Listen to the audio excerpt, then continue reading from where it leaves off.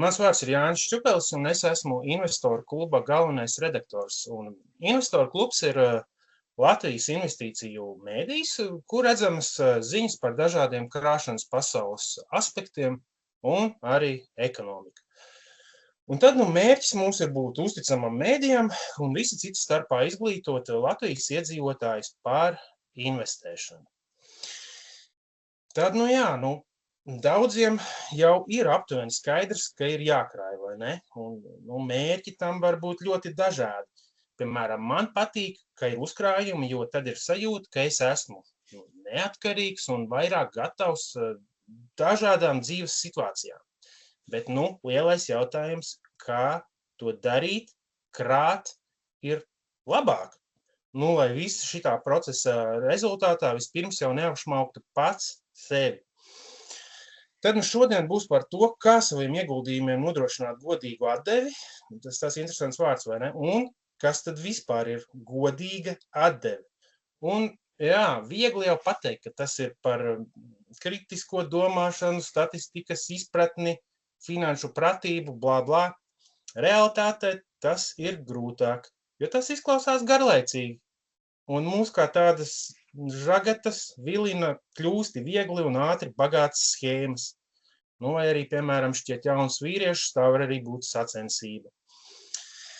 Bet mūsdienās savu šādu instinktu un emociju neapvaldīšanai var būt liela negatīva ietekme uz savu bagātību.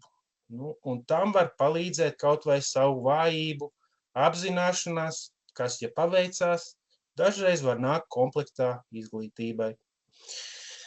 Mūsdienās jau šķiet, ka nekas vairs nekust bez atrunas, un tad šajā prezentācijā sniegtā informācija ir paredzēta tikai informatīviem nolūkiem un nav uzskatām par investīciju ieteikumu, piedāvājumu vai finanšu konsultāciju.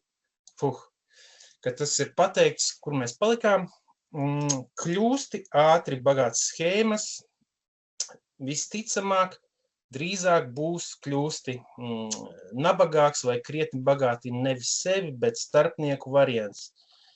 Jāsaka, ka vislabāk bagātam ir kļūt pakāpeniski un garlaicīgi, kas nozīmē, ka kaut kā mums ir jāapmāna savas smadzenes, kas arvien grib to ātro tūlītējo kārdinājumu. Pacietībai un spējai nepadoties tūlītējiem kārdinājumam, kas mūsdienu pasaulē droši vien atrodas uz katra stūra, ir visai liela ietekme uz dažādu dzīves kvalitāti, bet krāšanas pasaulē tam gan šāda īpašība esamībai, jau daudz maz veiksmīgu procesu iznākumam, tas ir izšķirīgi. Un šo visu pasakot, mēs varētu sākt ar to, kā varētu veidoties godīga savu uzkrājumu atdevi. Mūsdienās uzkrājumu mugurkaulu veido publiski tirgoto uzņēmumu akcijas, kas ir uzņēmumu īpašumtiesību daļiņas. Es teiktu, ka plašākai publikai nekas labāks izdomāts nav. Un uz ko tad balstās akciju guvumi? Un es te ieteiktu likt sev un arī skolēniem domāt par pašu pamatu. Teiksim tā, uzņēmumi daudz maz jēdzīgos apstākļos, ja mēs, protams, saglabājam kapitālismu kā tādu, ir tendēti pelnīt. Un tad arī to īpašumtiesību daļu pircējiem tas ļauj cerēt uz šādu ar to lielāku peļņu saistītu vērtības izaugsmi. Un no tā izriet, ka viens no galvenajiem saprātīgas investēšanas gaidu pamatprincipiem ir tas, ka akcionāru peļņai ir jāatbilst biznesa peļņai. Jeb, citiem vārdiem sakot, to, ko dabū uzņēmumi, būtu ar laiku tā kā jādabū arī akcionāriem. Proti, ja visa biznesa pasaule kopā savu peļņu ilgākā termiņā vidēji gadā audzē par aptuveni šiem 9% gadā, tad arī kopējiem akciju guvumiem šādā termiņā tam būtu aptuveni jāatbilst. Un protams, būs gadi, kad bizness nopelnīs mazāk, vai pat daudz mazāk, vai pat zaudēs naudu, bet būs gadi, kad tas nopelnīs vairāk. Nu, un būs gadi, kad akciju spekulāciju vilciens būs uzbraucis kaut kur kosmosā, un būs gadi, kad tas kā komēta kritīs atpakaļ uz Zemes. Ja? Tomēr ilgtermiņā uzņēmumu peļņa un arī akciju peļņa ir izlīdzinājusies līdz šiem manis minētajiem 8–9% gadā. Ir tāds Džeks Bogls, Vanguard dibinātājs un indeksu fondu, par kuriem arī vēl parunāsim, aizsācējs. Nu, tad viņš, piemēram, saka tā, ilgtermiņā akciju atdeve gan arī pilnībā ir atkarīga no mūsu biznesu nopelnītās ieguldījumu atdeves. Lai gan ilūzija, tās ir īstermiņa cenas, ko mēs maksājam par akcijām, bieži zaudē saikni ar realitāti, ilgtermiņā tomēr valda realitāte. Un līdz ar to, tad mēs pieņemsim, ka labi, šie te 8–9% vidēji gadā ilgtermiņā ir tā godīgā atdeve. Un šie godīgie 8–9% patiesībā ir ļoti, ļoti labi. Bet lieta tāda, ka tie tad arī būtu mums jāpaņem. Mēs visi esam kaut ko dzirdējuši ar saliktiem procentiem, un īstenībā arī iepriekšējā prezentācijā tas bija ļoti labi paskaidrots, bet, ļaujiet tad jau man droši vien arī vēlreiz to ilustrēt. Tas ir vienkārši pārsteidzoši īstenībā, kā no nosacīti nelieliem ikmēneša eiro ieguldījumiem, kas ir ieguldīti gadu desmitiem, var izaugt vesels naudas kalns. Un tik tiešām mēdz teikt, ka tuvākā lieta pasaules brīnuma finanšu jomā ir tieši šie saliktie procenti. Par šo te tabulu, kāds to var izdrukāt un pielīmēt kaut vai pie leduskapja durvīm, tā būtu kā tāda mazā investora bībeles lapiņa vai kaut kas tam līdzīgs. Pirmajā kolonā tad te ir norādīts mērķis, kādu summu vēlaties sasniegt 30 gadu laikā. Un šeit blakus esošajās kolonās ir norādīts tam nepieciešamais jūsu ikmēneša ieguldījums atkarībā no vidējās gada atdeves. Un kā te var redzēt, tikt pie 500 000 arī gluži nav neiespējami. Ar 10% ienesīgumu gadā 500 000 eiro pēc 30 gadiem katru mēnesi dzelžaini nepieciešams atveltīt 240 eiro. Realistiskākiem ienesīgumiem, bišķiņ mazākiem, tas būs, protams, vairāk. Bet tad, es atkal uzsvērtu, ka par godīgu atdevi garā ilgtermiņā var uzskatīt šos te 8–9% gadā. Un no tā izriet, ka automātiski es tad arī teiktu, ka uzreiz jau ir jābūt ļoti uzmanīgam ar to, kas piedāvā kaut ko virs šīs te ilgtermiņa ASV akciju atdeves 8–9%. Bet šoreiz vispirms es gribu pateikt arī to, ka īstenībā otrā pusē arī ir dubļu purvs. Tas tādēļ, kad ir jābūt arī uzmanīgiem ar to, kas piedāvā kaut ko būtiski zem šiem te 8–9% gadā. Un šoreiz vismaz es izdomāju izcelt vispirms, jo, manuprāt, mēs pārāk maz koncentrējamies tieši uz šo te galu. Tas tādēļ, ka visur saredzot tikai draudus, beigās mūsu ieguldījumi riskē būt pārāk konservatīvi. Lieta tāda, ka no izaicinājumiem un saprātīga riska nav jābaidās, bet to mēs darām, diemžēl, pārāk bieži. Tad ir klasika, ka mēģinot neiebraukt vienā grāvi malā, stūri tiek raut uz dubļu purvu otrā ceļa pusē. Šobrīd izskatās kaut uz kupeni. Jeb saliktie procenti darbojas arī uz otru pusi. Ja arvien kāds gūst mazāku atdevi, tad sakrātā atšķirība no tā, kas varēja būt ar šiem te 8–9% arī ir milzīga. Un salikto procentu maģija tad pārvēršas par nepiepildītā potenciāla tirāniju. Un te mēs atkal varam pastīties uz tabuliņu. Tam pašam 500 000, man laikam patīk tas 500 000, ar 2% ienesīgumu dzelžaini 30 gadus pēc kārtas ir jāatvēl jau 1016 eiro. nu, tas ir diezgan daudz, teiksim, varbūt pat nereāli. Tā kā, jā, kas no šī visa izriet? Nu, kaut kā mums visiem ir jāiegalvo, ka saprātīgs risks ir labi, un patiesībā tas ir īstenībā izšķirīgi kādai konstruktīvai finanšu pratībai. Un sevišķi jaunieši noteikti var atļauties paņemt šos 8–9%, nu, ko tiem vajadzētu nodrošināt pilnai atrašanās akciju tirgū. Nu, ja man kaut kas jāsaka, te jau Latvijā ir tāds pastrādāts, nu, mans viedoklis finanšu noziegums. Agrākā greizā mūsu valsts regulējuma rezultātā, baidoties no īstermiņā svārstībām, tika liekts pensiju plāniem veikt būtiskus ieguldījumus akcijās. Nu, tad man liekas, arī visi jaunie pensiju plāni tika iesviesti, es teiktu, ultrakonservatīvos plānos. Nu, un jā, var vien spriest, cik tas kaitēs mūsu sabiedrībai. Tad cilvēki Latvijā ir nobāzējušies ilgtermiņā sev nepiemērotos plānos, nu, gar degunu laiduši garām peļņu. Nu, šādā veidā arī iekrītot šajā salikto procentu nepiepildītā potenciāli tādā kā lāča slazdā. Ja? Var teikt, ka mums ir aizspriedumi pret risku, kas beigās arī ir milzīga problēma. Nu, tas var novest pie milzīgas ieguldījuma kļūdas, kad nu, sevišķi jau jaunieši īstenībā, gados jauni ieguldītāji pārāk ilgi veic šādā veidā sev nepiemērotas ieguldījumus. Un tad risks, ka netiek gūta pienācīga atdeve, ir liels. Nu, jā, citiem vārdiem sakot, gadiem tupēšanu uz šādu plānu, tā teikt, deldē neiegūto bagātību. Nu, bet beigās tas nozīmē, ka tā arī beigās vienkārši nepienāk nekad. Jā, un visa cita starpā to palīdz apēst komisijas, inflācija, beigās arī nodoklis kāds, protams.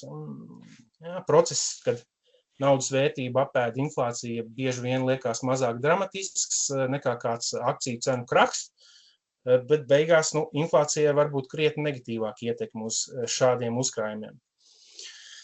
Es kaut kā varbūt te maļu vienu un to pašu, bet atkārtošana taču droši vien ir tā zināšana māte, vai ne?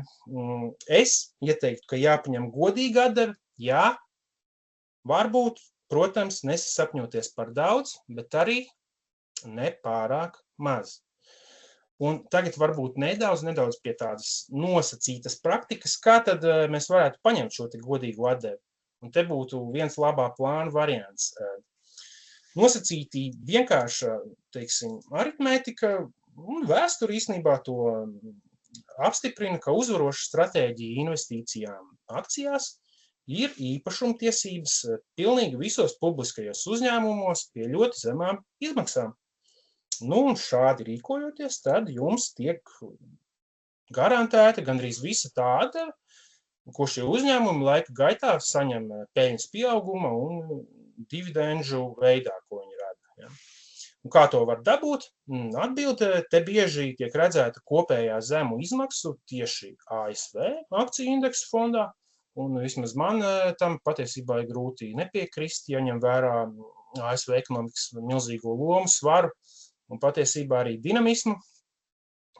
Bet jā, īsumā, kas tad ir kopējais akciju indeksu fonds? Tad iedomājieties situāciju, kad jums pieder pilnīgi visu pasaules biznesu samērīga daļa, nu, un tad to arī mēģina kopēt šāds kopējais indeksu fonds, kurš tādējādi pretendē uz manis visu laiku minētajiem 8–9%. Bet, nu, gribas taču vairāk un ātri, kādi gan mistiski ilgtermiņā 8–9% gadā, nu gribas jau kaut ko aizraujošāku un uzreiz tagad. Un jā, nu tad jau izmantojot mūsu cilvēku sugas visas iespējamās vājības, alkatību, bailes, sākās interesantas lietas. Interesanti bieži gan finanšu pasaulē var nozīmēt arī finansiālo caurumu kabatiņā. Tāds Prūsijas ģenerālis un militārais teoretiķis Karls von Clausewitz ir tā gudri teicis, ka laba plāna pats lielākais ienaidnieks ir sapnis par perfektu plānu. Nu, pirms tam mēs pieskārāmies labam plānam. Un, jā, ir riskanti produkti un spekulāciju stratēģijas, kas, jā, patiešām teorētiski piedāvā vairāk un bieži vien to supergudri arī pametot. Nu, ar vienkādu debesu mannu, izmantojot mūsu vājības par tirgus pārspēšanu, var solīt dažādi starpnieki, cilvēki no malas. Nu, uzminiet, kā šī industrija bieži pelna. Nu, tā nopelna no kaut kā augstākām pārvaldīšanas maksām, komisijām. Nu, ko tām no savu ieguldījumu samaksā investori, nu, kas tad arī grib tikt pie šīs te sasolītās debesu mannas. Tā bieži vien nav viņu pašu prasme ieguldīt un dabūt kaut ko diži vairāk. Viens ir tas, ka paši šie produkti un stratēģijas pēc savas būtības jau var būt pārāk riskantas, un tās nevienmēr paši investori īstenībā saprot. Un tāpat arī paši cilvēciņi bieži vien šādā azartspēlē, kur varbūt viņi nezin, ka tā tāda ir, mēdz ielikt summu, ko tie nevar atļauties zaudēt. Nu, un tad ir šī nepielūzamā statistika. Vēsture ļoti skaidri rāda, ka lielai daļai mazo investoru, kas mēģina apgūt sākotnēji it kā ļoti daudz sološo teritoriju, tas ar neko labu nebeidzās. Ir tas, ka šādas stratēģijas nozīmē, ka jāmin pareizie kādu to pašu akciju vai nedod Dievs kādu vēl ezotēriskāku produktu, pareizie tirdzniecības brīži. Es vēlu veiksmi. Vismaz 90% no mums, un es esmu te devīgs īstenībā 90%, pat profesionāļi, nav šādi ideālie tirgoņi, un šajā spēlē atpaliek ilgtermiņā no šiem ilgtermiņa 8–9% gadā. Ilgtermiņā tirgu pārspēt nav viegli, tad ir jāatlasa tikai pareizās lietas un jāveic darījums pareizajos mirkļos, un tas ir grūtāk nekā varētu šķist, bet es to varu teikt, bet to ir droši vien, ka jāizbauda arī pašam. Svarīga, piemēram, tāda investīciju pasaules leģendas Benjamina Grējama atziņa ir, ka sasniegt apmierinošu ieguldījumu rezultātu ir vieglāk nekā domā lielākā daļa cilvēku. Savukārt sasniegt izcils rezultāts ir grūtāk nekā šķiet. Attiecīgi investoriem ir krietni jāpiedomā, vai viņi ir gatavi tam veltīt visus nepieciešamos resursus, šajā pašā laikā nekļūstot par spekulantu, kam kādā brīdī gaida spekulanta liktenis. Ar to Grējams domā naudas zaudēšanu. Investīciju pasaules vislielākā leģenda ir Warrens Buffets, un viņš no 1964. gada līdz 2024. gadam, ja nemaldos, guvis 19,9% gada atdevi. Un tad kaut kādi sapņi par kaut ko tam tuvu, nemaz nerunājot par drošas un vēl lielākas un nedod Dievs garantētas peļņas solījumiem, ir zinātniskā fantastika. Bet, lieta tāda, ka mēs ar vienu ļoti ticam, ka būsim starp šiem 5%, labākā gadījumā 5%. Man šīs izredzes nešķiet diezko labas, un tad ir vēl jautājums, vai patērētais laiks, stress un kļūdas beigās ir tā vērtas. Bet, varbūt viss arī nav gluži vienos vārtos. Kāds arī var pamēģināt kaut ko citu, kaut ko riskantāku, sevišķi jau jaunībā. Un kādēļ? Manuprāt, tad zaudētais varbūt ar uzviju varbūt iegūtās mācības vērts. Proti, te noteikti visā šajā procesā kāds izglītosies, pētīs, piemēram, uzņēmumu atskaites ekonomikas datus, kam varbūt, īstenībā nenovērtējami ilgtermiņa pozitīvu ietekmi, piemēram, uz karjeru. Un tad, šeit, teiksim tā, šīs te pieejas var aptuveni jūs raksturot šādi, vērtspapīra atlase, meklējot ģeniālu risinājumu, kāds to varbūt patiešām atrod reti, un kādam arī droši vien, ka paveiksies vienkārši. Savukārt indeks, tā ir sistemātiska, pat garlaicīga pieeja, kas strādā bez varoņiem. Bet, varbūt ar uzkrājumiem labāk pozitīvu garlaicību un nebūt netik sliktu atdevi, nevis interesantu drāmu. Šo droši vien katram jāatbild pašam. Un pieeju lielākajai daļai var ilustrēt arī šādi. Akciju atlase, aktīvu spekulēšana, patērētais laiks, stress, kļūdu risks, izmaksas, visur ir augsts, ilgtermiņa atdeve, teorētiski tā var būt augstāka, pat ļoti augstāka. Realitātē neprognozējama, visticamāk zemāka. Savukārt kopējais indeks, patērētais laiks, stress, kļūdu risks, izmaksas, visur zems, ilgtermiņa atdeve, godīga, lai kas vai ne tas arī būtu. Tas ir tik, cik nopelna bizness, vai arī zaudē bizness. Ja? Bet, svarīgi gan te piebilda arī tas, ka ja to tur mūžīgi. Te man jāsaka taisnība arī te, kaut kāds kopējais indeks pats par sevi absolūti negarantē kaut kādus panākumus. Tas ir tikai vienkārši instruments, ar kuru arī gribot nopelnīt vairāk, nekā ir godīgi, un sākot spekulēt, jūs arī droši vien attapsieties ar mazāk. Rezumējot šo visu, obligāti krājam, mācam krāt, bet neapšmaucam paši sevi. Paņemam šos 8%. Sasniegt apmierinošus ieguldījumu rezultātus ir vieglāk nekā domā lielākā daļa cilvēku, savukārt sasniegt izcils rezultātus ar teju ģeometriskas progresijas cienīgu tempu, ir grūtāk nekā šķiet. Tāpat investoriem, fantazējot par konkrētu akciju vai kaut kā cita izvēli, arvien ir cerība noķert to pašu lielāko zivi. Tomēr beigās tā patiesā produktīvā investēšana krietni lielākā mērā var nebūt gluži par kaut kādu sacensību. Tā drīzāk būs par tādu garlaicīgāku padarīšanu, piemēram, procesu, kad ar dzelžainu regularitāti kāds papildina savu diversificēto uzkrājumu groziņu. Jā, un par pašām akcijām, akcijas nav tikai biržas simbols vai uzraksts uz ekrāna. Tā tomēr ir īpašumtiesība daļa reālā uzņēmumā ar kādu tā pamatā esošo vērtību. Un, protams, nekas nav perfekts. Tomēr visa kopējā biznesa pasaules īpašumtiesību turēšana ir labākā stratēģija lielākai daļai cilvēku. Bet, ja mums arī kaut kad ir jākļūdās, tad jaunība, tā nosacīti tam ir lielisks mirklis, varam varbūt strīdēties, bet, samērīgi sāpīgas mācības būs tās labākās. Un kas vēl?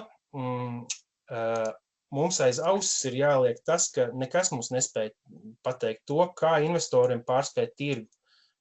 Tā vietā labāk koncentrēties uz to, kā jūs varat samazināt iespējamību ciest neatgriezeniskus zaudējumus, kā jūs varat palielināt izredzes gūt ilgspējīgu peļņu, un kā jūs varat kontrolēt to pašiznīcinošo uzvedību, kas vairumam investoru tad neļauj pilnībā izmantot savu potenciālu. Un šī iznīcinošā uzvedība ir uz abām pusēm. Viens ir tas, kad pārlieku riskējot, un tas var būt, kad kāds krāšanā izvēlās ļoti riskantus rīkus, stratēģijas, un to dara par neadekvāti lielu savu bagātības daļu. Un galējais variants var būt, ka tas notiek uz parāda, bet tas var būt arī, ka kāds neriskē pietiekami. Un tad salikto procentu maģija drīzāk pārvēršas par minēto neiegūtā potenciāla tirāniju. Tas man arī ir viss, un paldies par uzmanību. Cerams, ka jūs izvilkāt no šī visa kaut ko noderīgu un kaut kas aizķērās. Nāciet uz investoru klubu, lasiet mūsu ziņas. Paldies!